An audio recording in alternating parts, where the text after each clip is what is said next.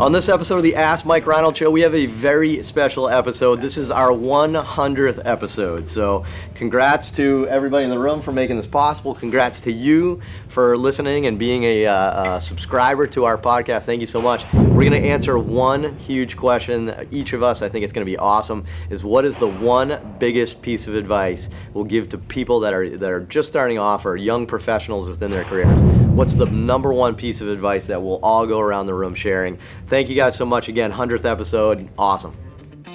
The Ask Mike Reinold Show.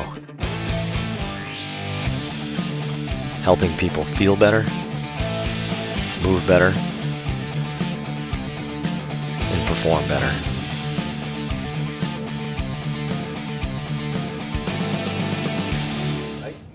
Welcome back, everybody, to a extremely special edition episode of the podcast. This is our 100th episode. Hundo! Wow. So, Throwing Benjamins. Geez, congratulations to all of you listeners. I almost said readers. I'm used to saying readers. Listeners for putting up with us for 100 episodes. That's like, it's almost like a full work week worth of podcasts. Full marriage. Like, say you had the flu and stayed home from work all week and you just caught up on all our podcasts. Binge the Mike Reinold podcast instead of Netflix. But 100 episodes, that's pretty crazy. I mean, we really had no idea what we were doing when we started this. So it's been 2 years now. This is actually 2 years.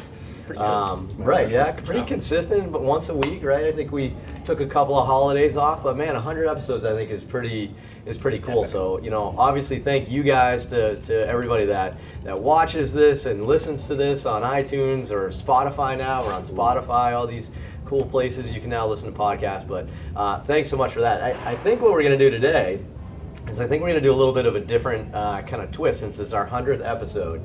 I think what we're going to do, we were almost thinking how do we do a greatest hits episode or something, but I feel like we, all of our favorite moments from the podcast are actually our mistakes and stuff. We need a blooper montage. Right. We have to have a blooper montage. It was more the bloopers, so I couldn't remember anything intelligent that we recommended to anybody. I just remembered the mistakes and the errors and the behind the scenes frustrations that you guys don't get to see. Right, but I think what we'll do today is try to make this episode super impactful, because obviously you guys have been very impactful for us, and being frequent listeners and watchers and stuff, we really appreciate that. But I think what we do today is, instead of having some questions, I think what we may do is say, let's give a big piece of advice. Let's make this a big advice episode. So we kind of talked about this amongst ourselves, over the last few days. What is the biggest piece of advice you would give somebody early in their career, right? So a rehab, fitness professional, whatever it may be. And I think maybe what we'll do is we'll go around the room and we'll kind of, we'll go one at a time. I kind of want to go last. I don't know. Let's go in age. Mike wants to go last. Reverse age order. Second to last. Mike will go second to last. Let's go. Leonard, do you want to start? I will bat lead off. I've never batted lead off in my life. So, number 9. Lenny Macrina, we have to do an official introduction. So Lenny Macrina, LennyMacrina.com, officially no longer Google, up and rolling. But Lenny obviously has been part of this. He's been part of Champion from the beginning, so I guess he's been part of the podcast from the beginning. But Len, you've got a ton of experience, right? Ton of clinical experience, ton of business experience now, ton of everything. What is the one piece of advice? No, just one. Right, that's the hard part, because I know Mike has dozens. He's trying to decide between them. Just run Gems. What's the one piece of advice you give somebody early in their career? I sifted through the volumes in my mind. the archives of LennyMacrina.com. And I think what has really shaped me as a PT was at the beginning when I decided to kind of take a leap and just leave my comfort zone, where I was working at a water treatment plant, and just taking a leap and just really getting out of my comfort zone, where I moved to Alabama, did an internship, ironically, with Mike. Lenny was my student. Mike was my CI. BU doesn't know about that. He was my street hockey partner growing up. We were teammates. And so I just taken that leap and getting out of your comfort zone. So I think it's that, getting out of your comfort zone. And then when I got to Alabama, you're completely overwhelmed as a new grad, and you just, seeing a ton of people. And then I got the bright idea of asking Kevin Wilk if I could help doing speaking engagements. So again, I got out of my comfort zone and just spoke locally to the docs and did Monday night conferences to the docs and Fridays and all whatever. And then next thing I know, I'm traveling with Kevin and I'm speaking with Kevin. And then you get invited to other meetings. And so I think that I completely, and I think I still do. Actually, I still do. I hate speaking publicly. I still get nervous. It still is, a stress to me. But it got me out of my comfort zone. It got me more comfortable with doing something that is completely fearful to me, and it opened up a lot of new avenues to me with working with MedBridge and continue with Mike and working with Kevin and Dr. Andrews and that whole group. It opened up a whole world for me versus just being an 8 to 5 clinician. And it made me stay on top of the research and be a better PT, because now I have to convey this to other PTs that are sitting there listening to my spew, essentially. So yeah. Like we just did. That was awesome. Yeah, that was good. yeah. So you know what I thought? That was fantastic. You know what I actually thought was the most interesting part of that is that Lenny called it an 8 to 5 job, right? Every other profession in the world calls it a 9 to 5 job. Like, we don't get paid for our documentation. Yeah, we get right, exactly. That's the number one thing that jumped to me. But I think that's super important. I bet you everybody in this room has made that leap out of their comfort zone. Yep. But I think it's super easy to be complacent as a 9 or 8 to 5 therapist, strength coach, personal trainer, whatever it may be. It's super complacent to just like get your job done and not try to actually evolve yourself a little bit by getting out of that comfort zone. That's pretty easy. I mean, nobody knows everything at the beginning, right? So there's so much that's outside your comfort zone. If you just stay in there, you're not going to grow. So I thought that was awesome. Great. So good. Dave Tilley, shiftmovementscience.com. Since we didn't do our introductions, you guys know Dave. But Dave, what would you do? What would you say? So I think mine will piggyback kind of on Lenny's, and I was reflecting a few days ago on like every time that I feel like I'm super, like a little like overwhelmed and I don't really know like how to manage it all, it always comes back to like really outlining like, okay, like what's like the most important goal or vision, like find clarity on like the things that you really care about, right? And I think that when I was first starting off as a new grad, I felt very frustrated, overwhelmed. I was like, okay, like what matters most right now? It's like my career, learning more, and like just getting reps in with patients, right? But I also, for me personally, was like, okay, well, I still love gymnastics and coaching, so that's got to happen, and I still wanted to take care of my health, as priority. So that kind of got me going for 3 years, and I just kind of went through this as I'm 5 years out now, and I was like, always more projects people ask you to do. There's always more opportunities, and you're like, does this align with the 1 or 2 things that I said were the number 1 priority in my life right now? And I think that when you can really be honest with yourself and write it out or talk to yourself about what it is, it allows you a lot of opportunity to be okay taking risks outside your comfort zone. Or for me personally, it's like not comparing yourself to what other people are doing out there in the world, or like not being too critical of yourself or what people are saying about you. And I think that's really important as a new grad or as someone trying to evolve, is there's always people squawking about things you're doing that they don't agree with, or you're trying to see what everyone else is doing. And if you just laser focus on what matters to you and aligns with your values, you can always be okay just being, well, I'm doing the best that I can based on my goals, and it helps you kind of get out of your comfort zone or like not compare to people. And I have found that very personally helpful for the projects that I've done. I'd rather do 2 or 3 things really well and go deeper on a few subjects than do a bunch of stuff wider, sparsely, and not get anything productively. And I feel super frazzled when that happens. So that would be my advice. What would you tell people? How do they start with that, right? Because that's a daunting process, right? Especially when you're young and you don't have a lot going on. Yeah. You're almost like ready to say yes to everything and get involved in a lot of Right. stuff, and then you get deep, right? Like you say like, yeah, sure, I'll help with that home study chapter through the Yep. sports section, and then it just doesn't get done, Yeah. right? Like it's one of those things that just takes time, and like you're eager to say yes to all these things, but then like you say like, all right, what's going to lead me to my end game? So Sure. what would you say? So how does somebody do that? Do you start with aligning your values? Like what do you start with? That's what I did. And Brandon Bouchard's book, High Performance Habits, is kind of the thing that I go to the most for this. So it start with like, what are my values as a human? Like, what do I believe in the most? And then from there, it's like, okay, based on that, what does that say about like my health? I want to sleep 8 hours per night. I want to exercise 4 times per week. I want to meditate 20 minutes per day, right? And you say, okay, well, that aligns with my values of health first. And then work, it's like, what are my values as a therapist, right? Okay, well, I want to be able to be knowledgeable and helpful and always grow. Like, what do? Well, I study an hour per day. I find a mentor that can help me in tough problems, right? And you align those things, and every time a new opportunity approaches, he says, evaluate it by, am I enthusiastic about it? Does it align with my values? And will it make me socially helpful? And will it make me personally feel that I'm helping my cause of endgame, right? And I have those lined up very uniquely for my own health, for 2 big projects I'm working on, one with you guys and one on my own, and one with my gymnastics-based things. If it doesn't directly in line with those 4 things, I say no. And I've turned down 3 or 4 things in the last couple of weeks just because like, nope, that's not going to help me in the spring when I'm, against the deadline. Right, makes sense. So like, again, it's hard to know what to do or where to go if you don't map this out, right? Start with your values, start with the end in mind where you're going to go, and then I think your chances of actually getting there makes more sense, right? I put that post on, a New Year resolution post. I put that on social media this week, but it's funny. Like I sat down, I spent 4 hours, something like that.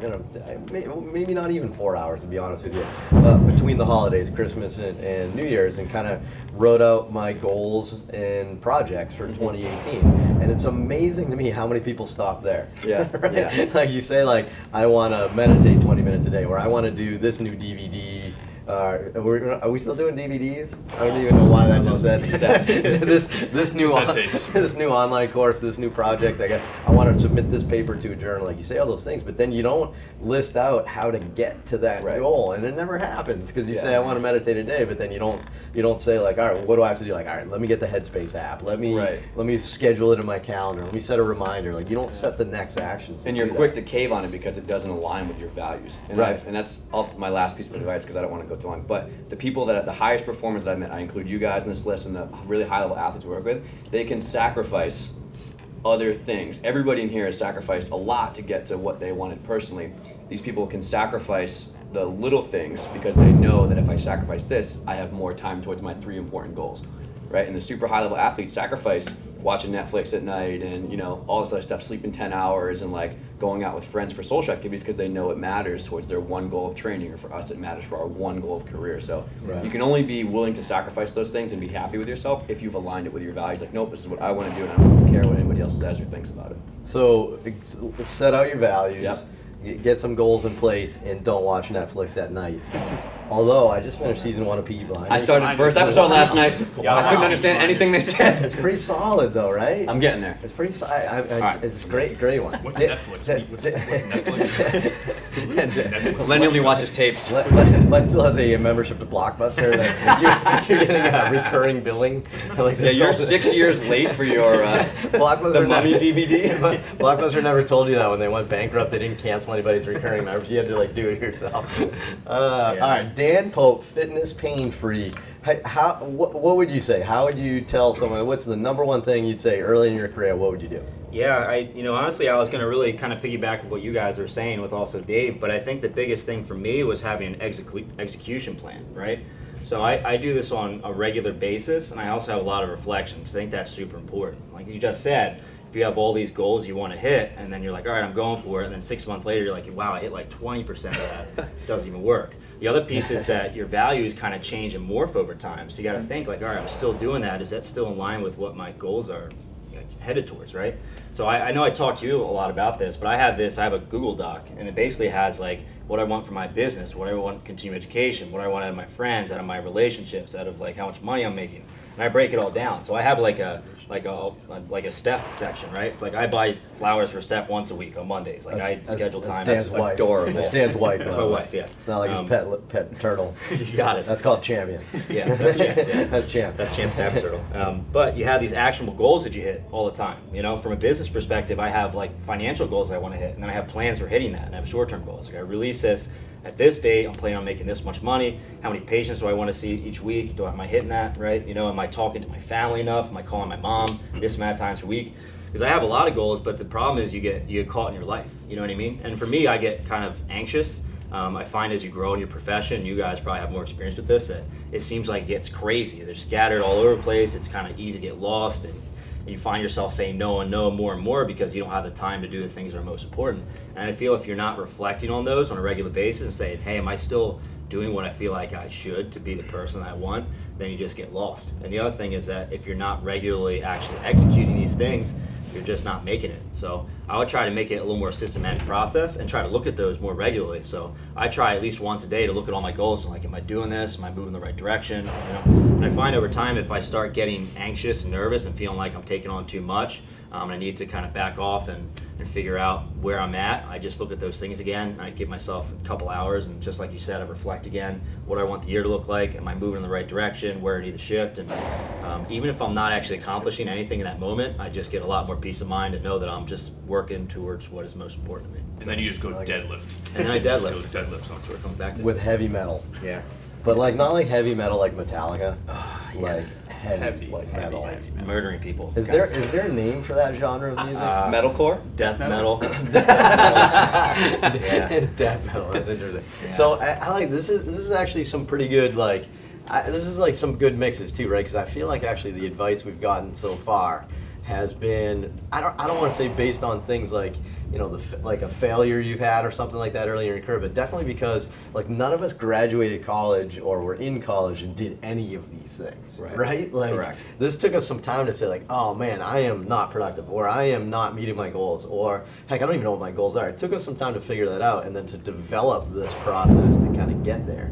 So, and it's pretty easy. And I think we have a pretty good mix here. Like, so, Dave and Mike are, like younger in their lives and careers, and, single, like doesn't have a bunch of kids running around. I have young kids. Lenny has a new baby.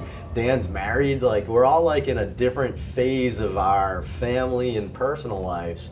So you can see as we kind of get busier and busier with personal life, if you don't start doing the steps Dave's doing before he gets to the step Dan's in, then he's not going to do well when he gets to Lenny's step, and then not do well when you get to my step. You know what I mean? And it's like, it's actually, these are actually pretty good things. Like I always, this just makes me think, I always tell like Mike and the students and stuff, like I tell them like, you have this golden period. I don't know what the ages are because things keep changing, but like your late 20s, early 30s, that is your golden period to set yourself up. And if you spend the first 5 years of your career just like, I don't know, just doing stuff that's not setting yourself up for the rest of your life, life gets really hard, right? It gets really busy now. So if you're not doing it now, if you're not kicking butt right now, if you're not putting the extra work in now, you're not going to be able to do that.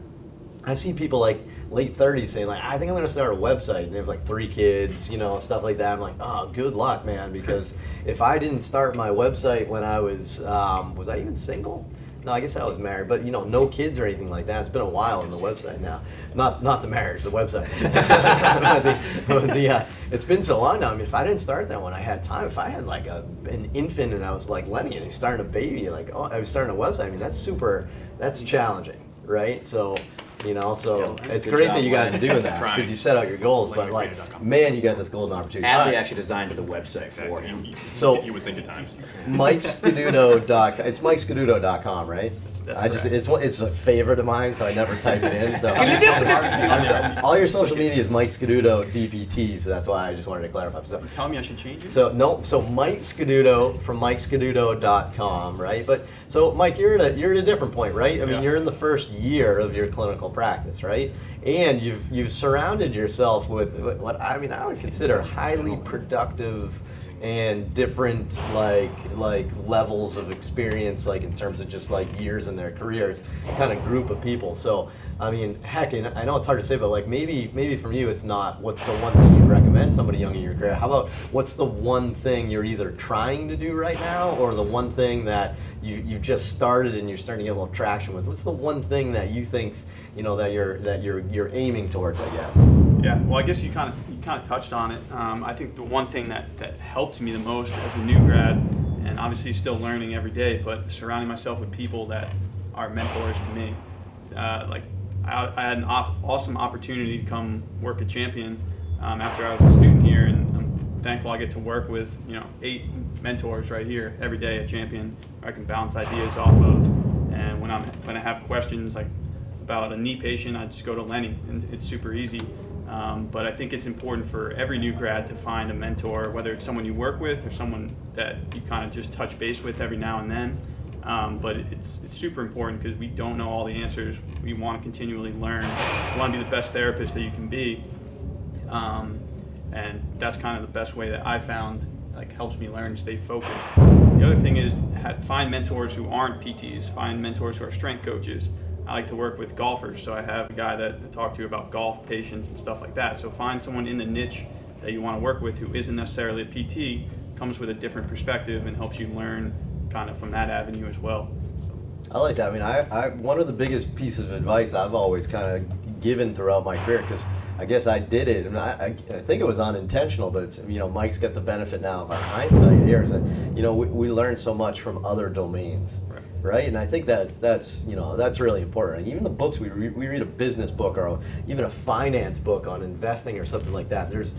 Trust me, there's many times that a point comes up and you think, well, how can I apply that to my personal life or my clinical life, right? Not just like my finance life, right? So it's like taking things from other domains and working with other people. I think that was amazing. So that was good.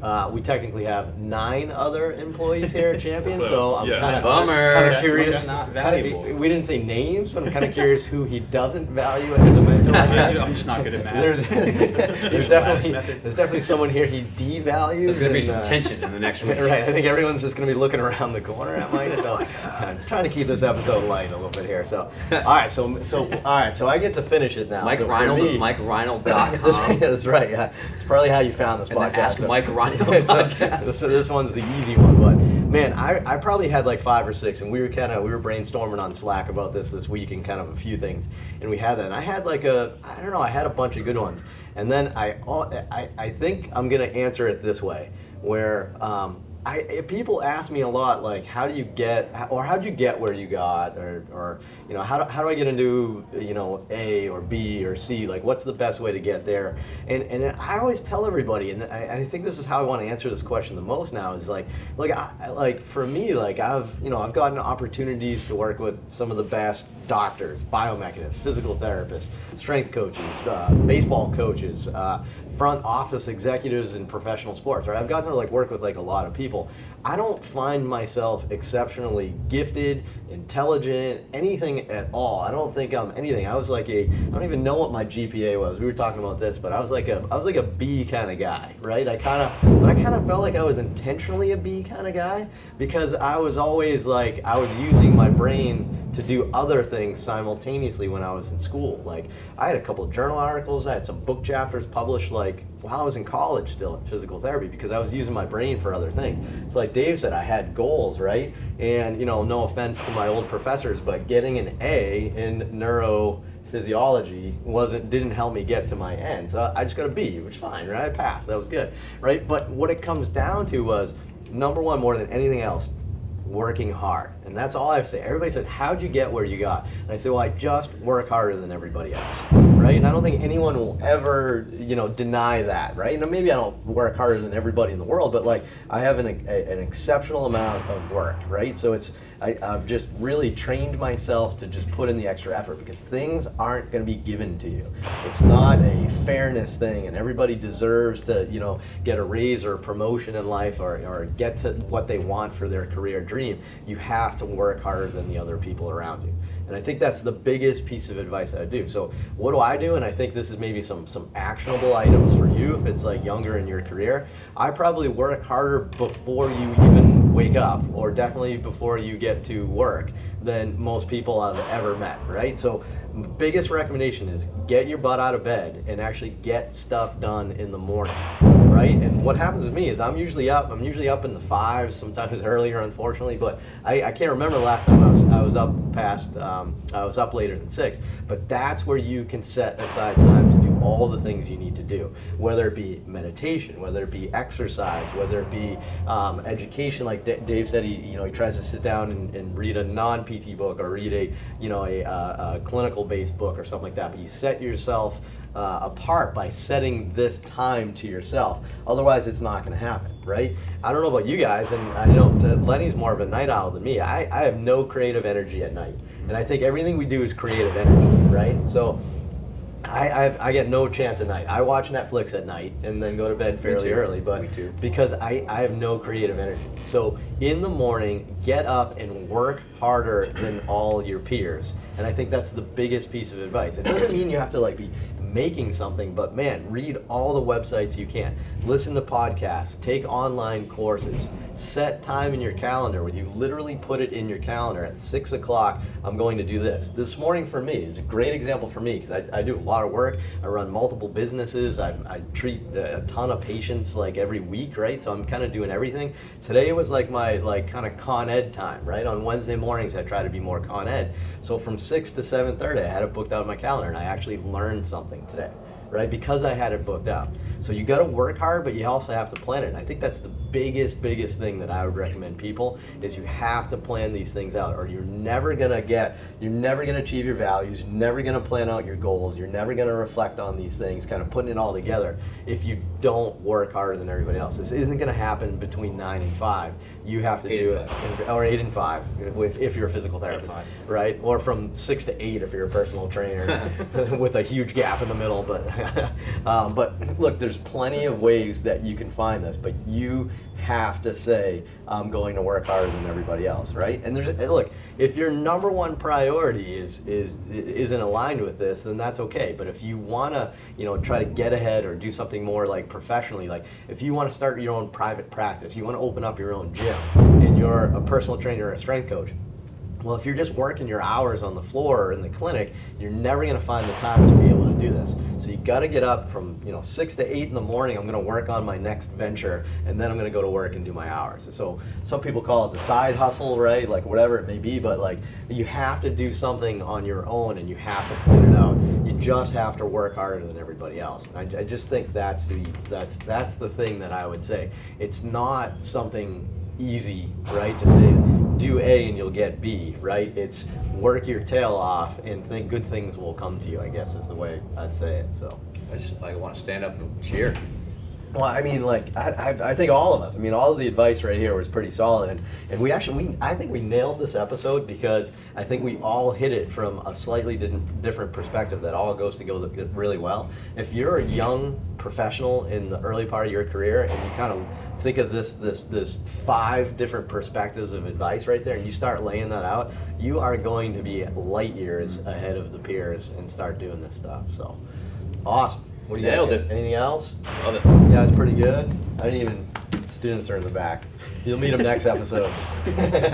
Sorry. They're doing exactly what they should do earlier in their career. This is a big episode. Yeah, no, they're learning in the back, but awesome. Well, thank you guys for sharing that, because not just answering a question, but doing something a little personal, I think sometimes is kind of cool, like things you personally recommend. So thank you. Thank everybody listening to this, watching this online, whatever it may be. Thank you. 100th episode is something we're extremely proud about, but also completely humbled that we have, tons of questions coming in every month still. We have, people rating and reviewing it on iTunes. You guys are subscribing to it now. There's some people on Spotify now that are listening to it. I mean, it's just so cool to see the response. So we got big things coming from Champion in the next, year or so that we're going to continue growing. So, thanks for joining us on this ride. And I don't know, you think we'll have 200 episodes? Yes. Here's to 1,000. I feel like we should have all worn tuxes. We need a goal, right? Here's to 1,000. We should have rented tuxes for today. I have a tuxedo onesie.